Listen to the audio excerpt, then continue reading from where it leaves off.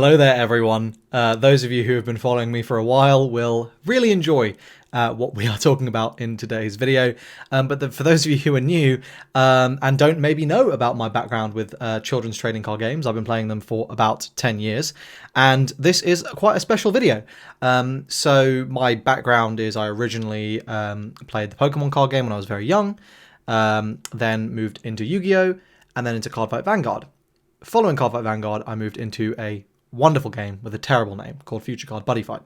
I was pretty good at this game. I got 21 or 22 top 8s at national events, won something like 6 or 7 of them, went to Worlds twice, top 8'd once, have a full collection of Exalted Flags, which is the rarest prize card in the game for every single world up there. One of very few sets out there, as far as I understand.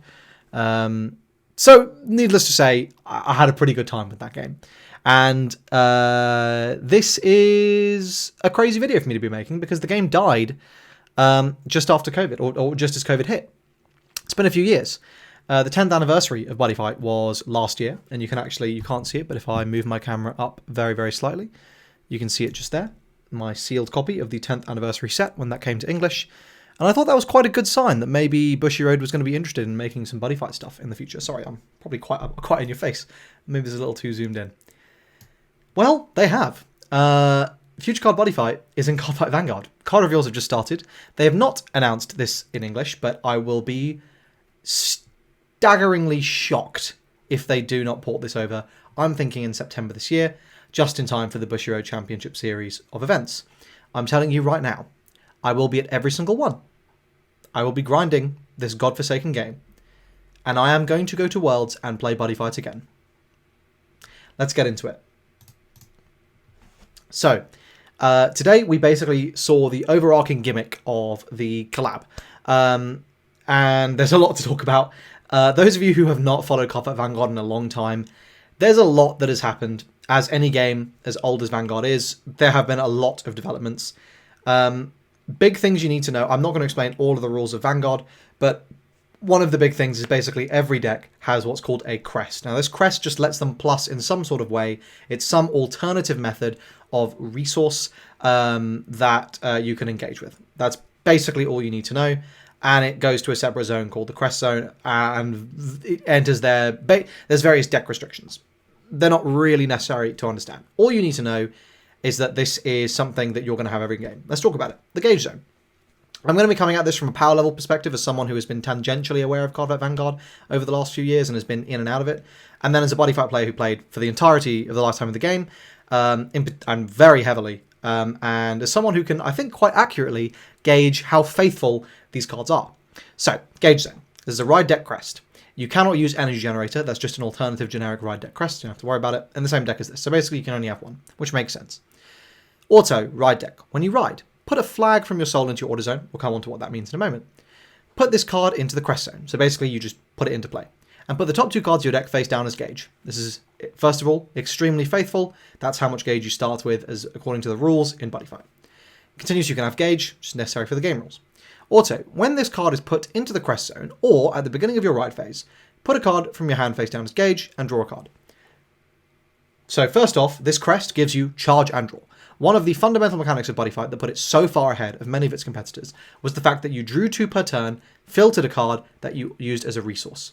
Now, the primary resource in that game was gauge. These are basically face-down cards, and a lot of cards were free, but a lot of cards cost 1 gauge. They were a resource that were one-time use, and they came from your hand, so all cards could be gauge. They have very, very faithfully recreated this, and this was an incredibly good sign going forward. And I'm going to tell you right now, Bushiroad have absolutely knocked it out of the park with this stuff.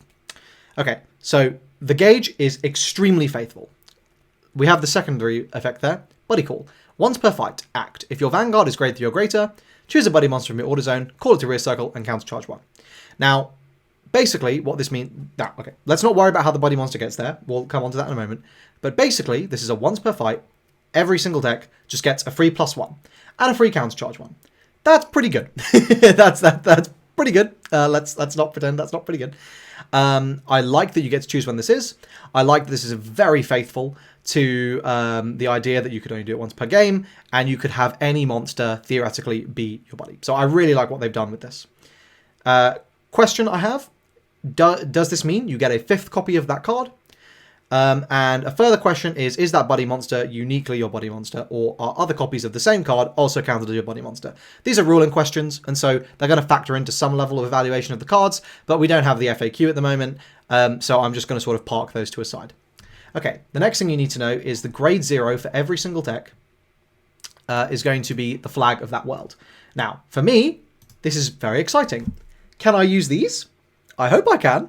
That would be a really cool thing for them to do. Just go, hey, you can use them. Why not? As long as you've got like the normal version available, go ahead, go nuts. I think that would be a really cool thing for them to do. I don't know if they will, but I'm going to use it anyway. Auto, Vanguard, when you stand up, cost, say open the flag. So goofy. And you become a buddy fighter. When you become a buddy fighter, put a buddy monster from your ride deck into your order zone. So that's how we get our buddy. This is so goofy. It's so on brand. It's so good. Continuous, you can only put 1 flag in your deck. So you basically, it's just the one and it goes in your ride deck. Continuous, Vanguard Circle, order zone. This card is unaffected by all other abilities and effects. And when you would ride or call or play the ability of a card that is only buddy fight, if that card is Dragon World or generic, you can ride or call or play that ability. So basically, this is locking you directly into Dragon World with the associated things. This is also incredibly faithful. So far, they've done an amazing job at porting over the game mechanics of Buddyfight and porting over the deck building restrictions. So far, A+, 10 out of 10. Let's keep going. Let's have a look at the ride line. So we saw one ride line today, and that was Gao Mikado, who is the, just as sort of a PSA, this is basically what your order zone is going to look like. It's a little messy, but it is what it is. So here we have the main protagonist for the first 4 seasons of the show. AiboAcademy, that'll be familiar. There's the lore. That's how I got my name. Auto, when this unit is placed by riding from Dragon World, perform one of the following. Look at the top 7, reveal an armed Dragon World item card from among them, put it into your hand and shuffle your deck, or search for Sunfist Sunshine Impact. Arm it without paying the cost and shuffle your deck. I suspect you will be doing the second effect a lot more often than you are doing the first effect. And we'll sort of come on to what that means in a moment, but basically all you need to know is this is basically allowing you to go cost neutral on the discard in order to ride. This is a great card. Next, we have our grade 2, Mikado Style Gao Mikado. Auto, when this unit is placed on Vanguard, look at the top 7, add a drum or an item, and put it into your hand. I'm telling you right now, that's every card in the deck. That's every card in the deck that isn't a trigger or like an order. So you're not going to whiff this. This is going to, again, allow you to just go cost neutral. So another great card. So this is basically what the ride line is going to look like for the drum deck. I haven't talked about the grade 3. I haven't talked about that drum yet. Don't worry, we'll come on to it. Let's talk about the grade 3 now. So this is your boss monster. This is what you're building the deck around. So what does this do? Auto, Vanguard Circle, once per turn. When this unit attacks, rest one of your rear guards. And the unit rest for this cost and this unit both become in the link attack state until the end of the battle. So basically what that means is they're attacking together and you're summing up the power. I believe that's the extent of it. I don't know what that's going to do to funky rulings, but I believe it's basically just you get a bigger attack. Auto, Vanguard Circle, once per turn. At the end of the battle this unit attacked, counter +1, choose one of your rear guards in the link attack state, stand it, and if your opponent's Vanguard is grade 3 or greater, choose one of your rear guards with drum in its card name and stand it. So this is 4 attacks, because you swing with 1 column, swing with your Vanguard column, tap one, rest one of your other rear guards to link attack, you counter +1, untap the drum that you already swung with, and untap whatever you link attacked with. They're both going to be drums more than likely, but there we go. My Buddy. Activate once per turn. Cost, Soul Blast 1. Search your deck or drop for up to 1 Drum Bunker Dragon, specifically named, call it to rear circle, and reduce the cost to pay that unit's original act by 1 gauge until the end of the turn. If you search your deck, shuffle your deck. This card is crazy. This card's absolutely crazy, right? So what does this do? This is 4 attacks from the moment your opponent's grade 3. Otherwise, it's just big ones. And you also just go +1 every single turn for a Soul Blast. That's pretty good. We're going to talk about what that drum does, but I think it's incredibly relevant that this goes to the deck or drop. Every single turn, you are going to get this plus. It is not going to be hard to engineer that to be the case. This is, we'll talk about the drum. Let's talk about the drum so you can sort of understand why this is so powerful. This is Sunfist Sunshine Impact. We'll come on to this. I'll loop back to it in a moment, but let's talk about the drum. So, call cost, pay 1 gauge, and put the top card of your deck into this card's body soul. So you are going to have to pay that gauge no matter what. That is a cost you're going to have to pay. Act, rear circle, cost, pay 1 gauge. So this is the part that will be free. Search your deck or drop for up to 1 unit with drum in its different card name from this unit and call it on top without paying the call cost. So this is tutoring your whole deck. I'm telling you right now, this tutors for anything you need. And there's a lot of very powerful drums, which we'll come on to. Continuous, if your opponent's Vanguard is grade 3 or greater, your unit with drum in its card name that has this card as a body soul gains +5/+5. So you're going to immediately give everything a 5k boost that this is in the soul of. And body soul gives you soul guard, which basically means it's not leaving the field unless you want it to. It's going to take a lot of investment for your opponent to actually remove any of these units. This is insanely good. Again, I want to highlight that this searches deck or drop. So what that means is you are never going to miss a target because your Vanguard can bring back one from the drop, and this can bring back whatever target you need from the drop. This lets you be incredibly redundant. You're always going to do exactly what you want to be doing. This is incredibly powerful. Let's quickly loop back and have a look at that that item. So you pay this with the cost of 1 gauge, but obviously that's going to be free if you do it with your Vanguard. And I believe the way this works is that this will either go like behind the Vanguard or in the same circle, but I'm not 100% sure. Continuous Vanguard circle. During your... I guess it goes on the Vanguard circle with your Vanguard. During your turn, your Vanguard gains +5k, and if you have a grade 3 or greater Vanguard with Gao in its card name, all your front row with drum gain +5k. So you are just going to have a 5k permanent buff to your front row. That's great.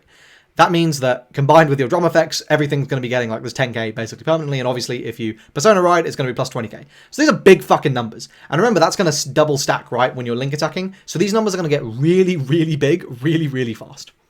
Also, Vanguard Circle. When your Vanguard attacks a grade 3 or greater unit, if your body monster rearguard is in the link attack state, and this is one of the bits where I'm not sure if it has to be specifically that buddy monster, which in which case if it is, all that means is you just need to wait until the turn you're trying to kill.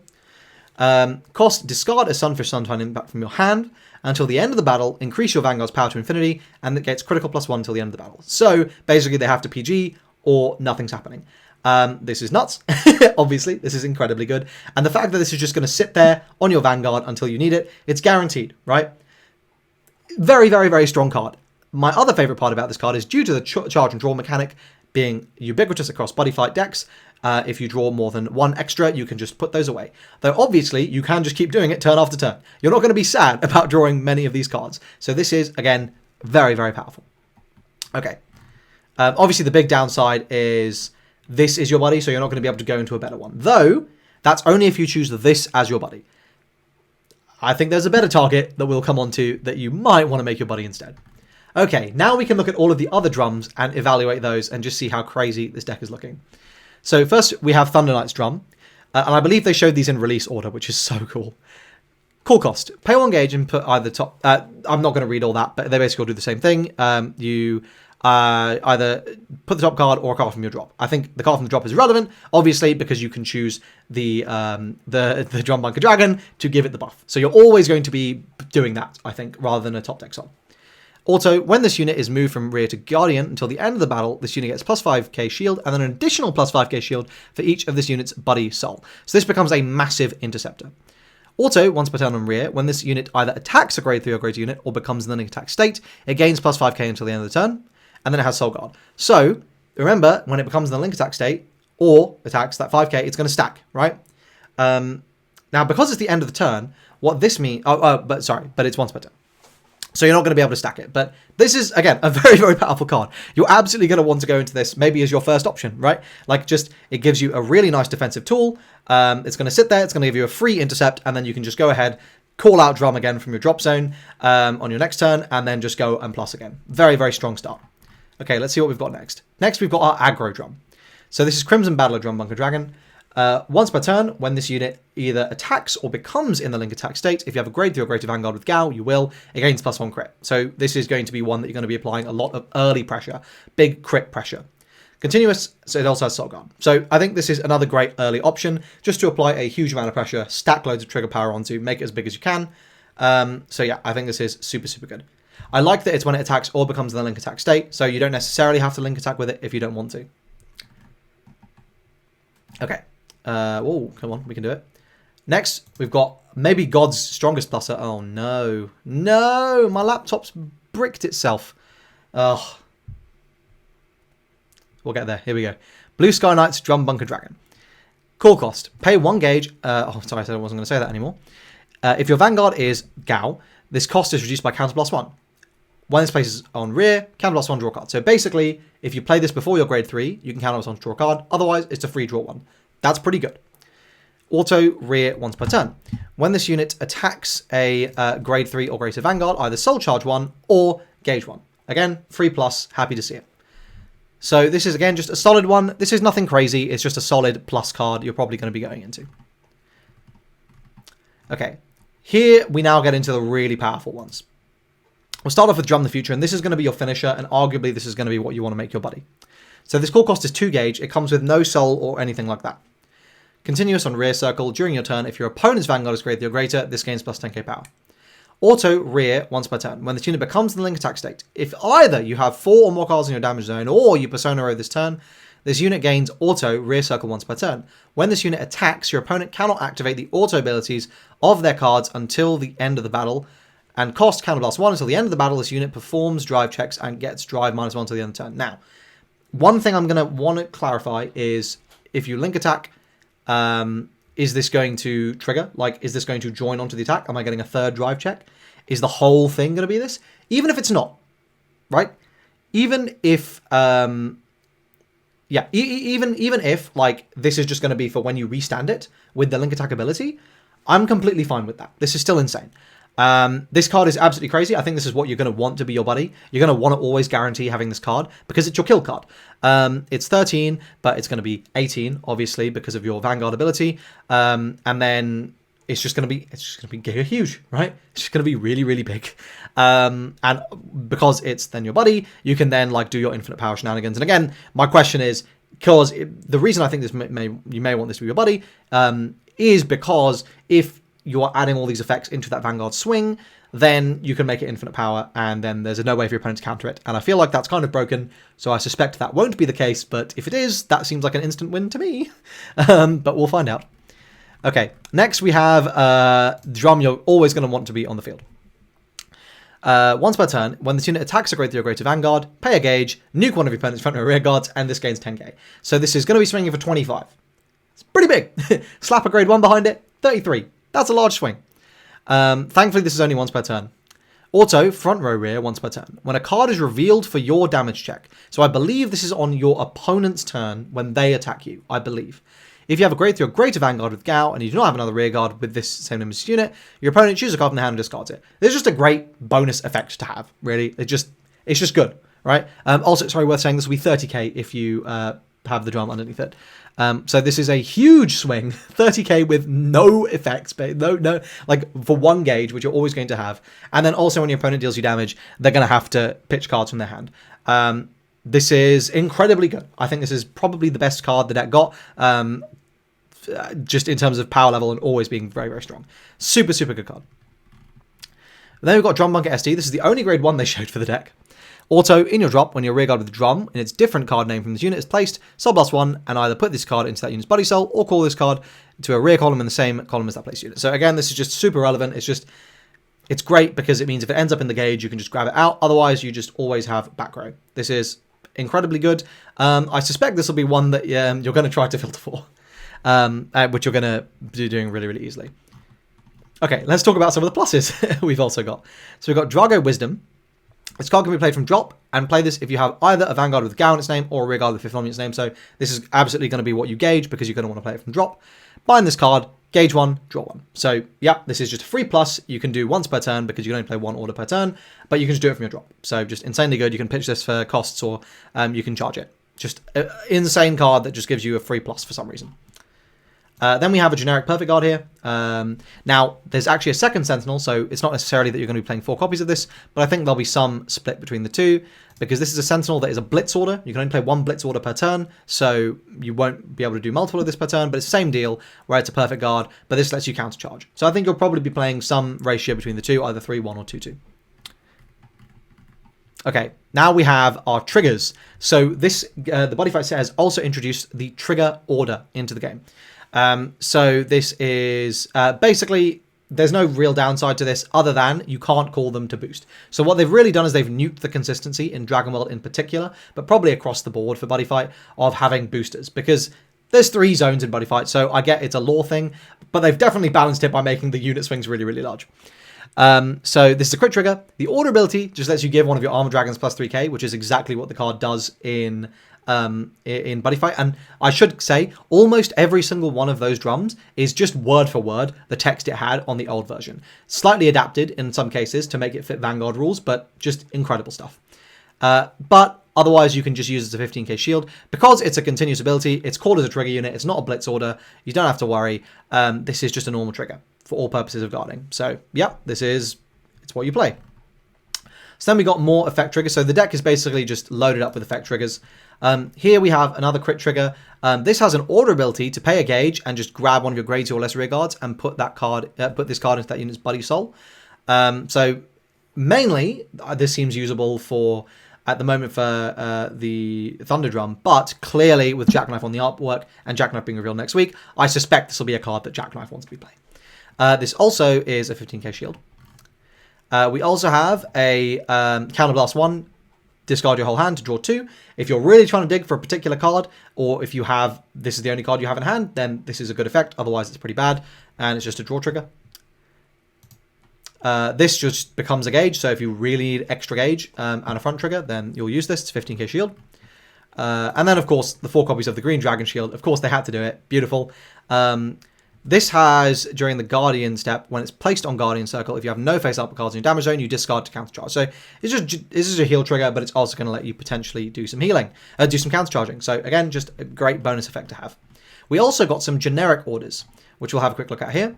So the front trigger is a 15k shield, and when you retire from the Guardian Circle, you get to soul charge it instead. That's fantastic. The draw trigger is 20k shield. Sorry, it's a 10k shield if your opponent's Vanguard's 10k ready, so it's just a better draw trigger. I think you'd play this over the other one. The second front trigger is a 20k shield, which again I think is probably one of the best versions. And the crit trigger lets you put it into a unit's buddy soul. If it's in a rearguard's buddy soul, that unit gains soul guard. And it's also 15k shield. I think this one's going to see a lot of play just because the ability to give anything soul guard generically is actually really, really powerful if there's some units you really want to protect. In particular, I'm thinking like it would be really nice to give soul guard to Drum the Future, right? Okay, we also saw an Overtrigger. This is a generic Overtrigger. So every single world's going to play this, which makes me think there's going to be more Overtriggers that come, but maybe this is the only one they get. I love that it's also Future Card Buddyfight. Shout out to the Ace reference. So this is the usual 100 million, and then also you add a normal order from your drop into your hand, choose one of your Vanguards, give it +1 crit, and then give a buddy monster +1 crit as well. It's just really, really good. But obviously it's an Overtrigger, so if you hit it, you're basically winning the game either way. And finally, of course, it wouldn't be Buddyfight without impacts, and this is nowhere near as broken as it could have been. But Gargantua Punisher. So this is a normal order, which means if you hit the Overtrigger, you can get this back if you hadn't got it yet. Continues. You cannot play this card, and you use this ability if you have not resolved the ability of an impact order this fight. So this is an impact order. And this does not count towards the 1 order per turn. Auto, hand. At the end of your turn, if your opponent's damage zone has 4 more cards and you Persona Road this turn, Counterblast 1, discard this card, pay 4 gauge, and say Final Phase. Choose one of your Vanguards, stand it, and it attacks your opponent's Vanguard. So you just get a bonus effect. Any end of turn effects are still in effect. So if you have any power from triggers, I believe, those are basically going to hang around. Which makes this just a very, very large final swing. I believe if you save your Link attack, you could save it, but there's no real reason to, because you're going to be trying to end the game this turn.